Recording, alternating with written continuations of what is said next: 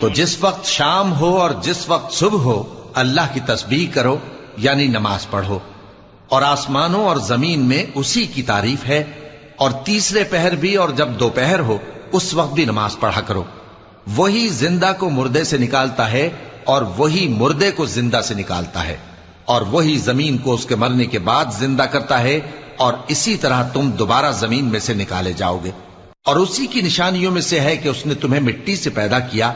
پھر اب تم انسان ہو کر جا بجا پھیل رہے ہو، اور اسی کی نشانیوں میں سے ہے کہ اس نے تمہارے لیے تمہاری ہی جنس کی عورتیں پیدا کی تاکہ ان کی طرف مائل ہو کر آرام حاصل کرو، اور تم میں محبت اور مہربانی پیدا کر دی۔